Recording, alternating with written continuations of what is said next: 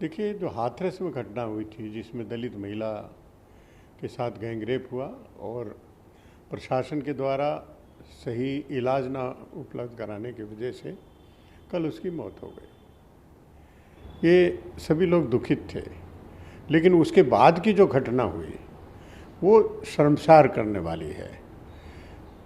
कल रात तक परिवार, जो पीड़िता के परिवार, उनके माता पिता और भाई सब यहाँ दिल्ली में थे, सफदरजंग हॉस्पिटल में थे, हम लोग उनके साथ में थे। उसके बाद अचानक पुलिस से, दिल्ली पुलिस से मिलकर और बॉडी को बगैर माता पिता को बताए हुए, परिवार को बताए हुए और हाथरस ले गए। जब उन्हें पता लगा तो वो गए, लेकिन उन्हें वहाँ मौके पर जाने नहीं दिया गया। परिवार के किसी सदस्य को नहीं जाने दिया, गांव वालों को नहीं जाने दिया। अकेले पुलिस और प्रशासन ने वहाँ अंतिम संस्कार उनका कर दिया गया। रात को 3 बजे की ये घटना है और सब उद्वेलित हैं कि ये हो क्या गया, कि दलित समाज के साथ पहले अपराध होगा और फिर अंतिम संस्कार भी सम्मानपूर्वक नहीं हो सकता। हम अनेक सवाल पूछ रहे हैं, लोग पूछ रहे हैं कि क्या आदित्यनाथ ये समझते हैं कि ये दलित समाज है, इनके साथ कुछ भी किया जा सकता है? क्या वो अगर उनकी अपनी बिरादरी के होते तो क्या उनके साथ भी इस तरह से किया जाता? बहुत शर्मनाक घटना है और शर्मसार करने वाली घटना है। समाज के लोग मांग कर रहे हैं कि योगी आदित्यनाथ को पद पर बने रहने का कोई नैतिक अधिकार नहीं है, उनको तत्काल इस्तीफा दे देना चाहिए।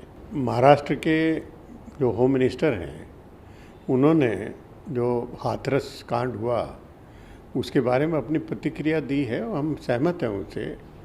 उन्होंने कहा कि जो हुआ, लेकिन जो कल्प्रिट्स के खिलाफ कार्रवाई तो हो।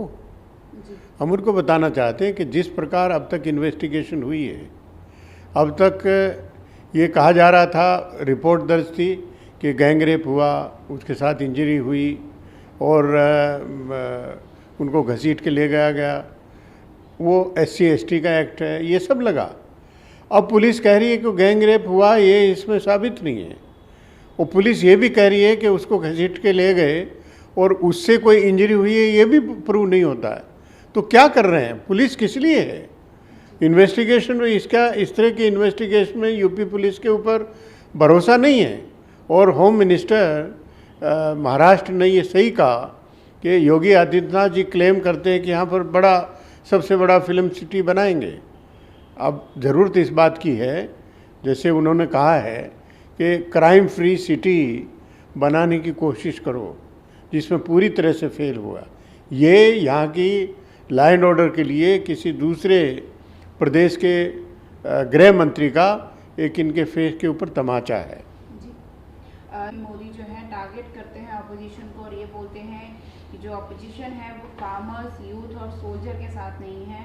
ऐसे में ममता बनर्जी कहती हैं जो नए फार्म बिल्स आए हैं ये फार्मर्स के लिए डिवास्टेड हैं, ये उनको बर्बाद कर देंगे।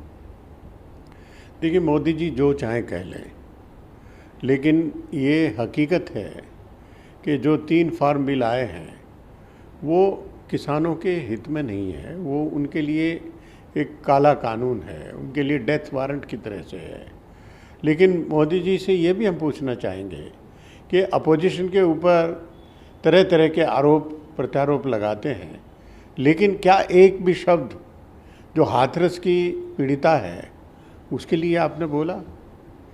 क्या जो कुछ हो रहा है और उत्तर प्रदेश की सरकार ने कहा रात के अंधेरे में, परिवार की गैर मौजूदगी में, माता पिता की असहमति के बावजूद पुलिस और प्रशासन वहाँ पर अंतिम संस्कार रात के अंधेरे में कर देती है? क्या मोदी जी योगी जी से इस पर सवाल पूछेंगे? ट्विटर पे ही पूछ लेते, ट्विटर पे ही संवेदना व्यक्त कर लेते। लेकिन उनकी मानसिकता दलित विरोधी है और दलितों का सम्मान हो, दलितों पर अगर अपमान होता हो, उसको रोकने की कोशिश में उनको कतई दिलचस्पी नहीं है। देखिए, बिहार का चुनाव अनाउंस हो चुका है, 10 तारीख को काउंटिंग है, उससे पहले 3 चरण में चुनाव है और अपना एक महागठबंधन है, RJD और कांग्रेस और बाकी दलों के साथ मिला के, और दूसरी तरफ एनडीए है। कांग्रेस का महागठबंधन में है और उनकी सीट शेयरिंग का आज संभवतः बैठक है दिल्ली में, और उसको अंतिम रूप दिया जाएगा जो आसानी से कर लिया जाएगा। और एनडीए जो कि अपने आप को शासक दल बताता है, बिहार में भी सरकार है, केंद्र में भी सरकार है, लेकिन वहाँ पर जो लोक जनशक्ति पार्टी के उनके मुखिया वो तो निरंतर चुनौती दे रहे हैं। तो एनडीए से एक के बाद एक जो उनके सहयोगी दल छोड़ के जा रहे हैं। सबसे पहले शिवसेना गई, उसके बाद अकाली दल गए, और बीच में उपेंद्र कुशवाहा जी भी गए, जीतन राम मांझी भी गए, उसके बाद फिर वापस चले गए।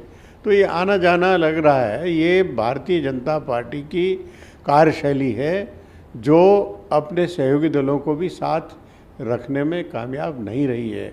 अब देखिएगा जिस तरह से उन्होंने दलितों के साथ अत्याचार किया है, हाथरस की एक घटना है, जिस तरीके से बाढ़ की परिस्थितियों को सामना किया और भ्रष्टाचार उसमें उजागर हुआ, पूरी तरह से उजागर हुआ, जिस तरह से किसानों के साथ ये धोखा हुआ है और उनके अधिकारों को छीनने का काम हुआ है, उसका नतीजा तो इनको मिलेगा और इनका अंजाम भुगतना होगा।